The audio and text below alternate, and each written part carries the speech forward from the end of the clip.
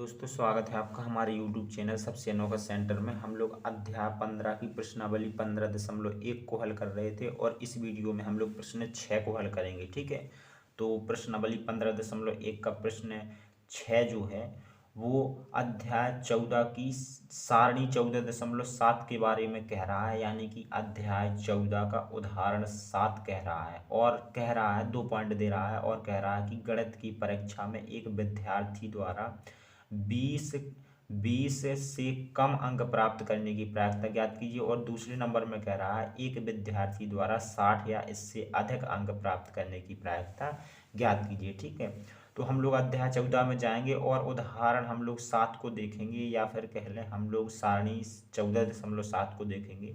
तो ये हमें सारणी दी गई है और जो ये सारणी है ये विद्यार्थियों द्वारा गणित की परीक्षा में प्राप्त किए गए अंक के आधार पर बनाई गई है।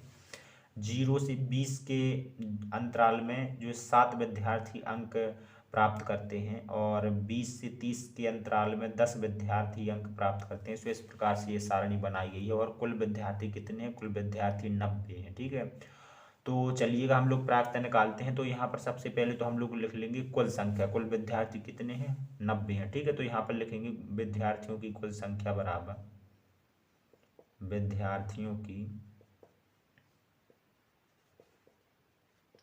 कुल संख्या बराबर 90।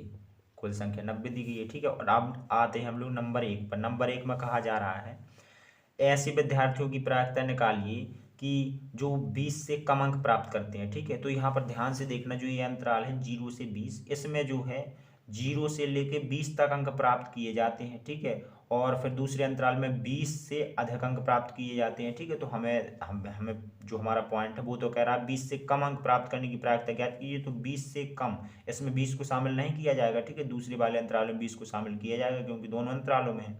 इसी प्रकार से जो इसमें 30 है ना, इसमें शामिल नहीं किया जाएगा, इसमें शामिल किया जाएगा। यानी कि जो 0 से 20 का अंतराल है इसमें जो है 20 से कम अंक प्राप्त किए जाने हैं। ठीक है, इसमें 20 से कम अंक आएंगे और ऐसे विद्यार्थियों की संख्या कितनी है? 7 है। ठीक है, तो हम लोग लिख सकते हैं 20 से कम अंक प्राप्त करने वाले विद्यार्थियों की संख्या कितनी है? 7 है। तो यहाँ पर लिख लेंगे 20 से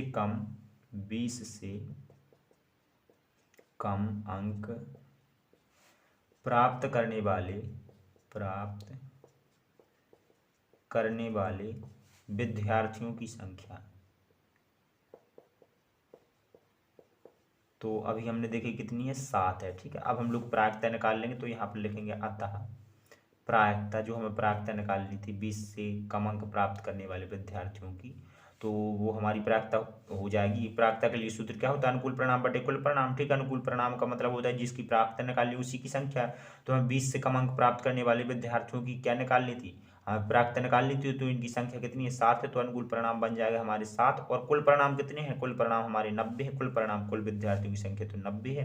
तो इस प्रकार से ये हमारे पहले पॉइंट की प्रायिकता आ जाती है। ठीक है, अब दूसरे पॉइंट की बात करते हैं। तो दूसरे पॉइंट में क्या बोला गया था? दूसरे पॉइंट में बोला गया है 60 या इससे अधिक अंक प्राप्त करने वाले विद्यार्थियों की प्रायिकता निकालनी थी। ठीक है, तो यहाँ पर देखिएगा जो ये अंतराल है 60 से 70 तक। ठीक है, यानी कि इस वाले अंतराल में 60 से अधिक अंक प्राप्त किए जाएंगे और ये 70 और उससे अधिक, यानी ये इस अंतराल में भी 60 से अधिक अंक प्राप्त किए जाएंगे। ठीक है, चूंकि ये अंतराल तो 70 के पार पहुंचा। ठीक है, और हमारा पॉइंट कह रहा है कि 60 या इससे अधिक अंक प्राप्त करने वाले विद्यार्थियों की प्रायिकता। ठीक है, तो 60 से अधिक इस अंतराल में भी अंक प्राप्त किए जाएंगे और इस अंतराल में भी। तो हम दोनों अंतरालों की विद्यार्थियों की संख्या जोड़ लेंगे 15 और 8। ठीक है, तो यहाँ पर लिखेंगे 60 या अधिक अंक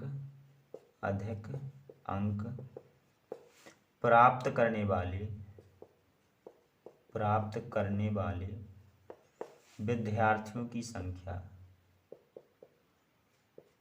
तो ऐसे विद्यार्थियों की संख्या है 15 + 8।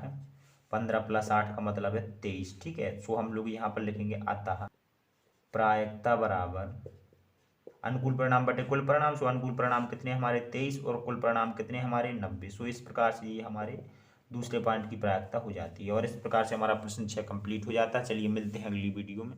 धन्यवाद।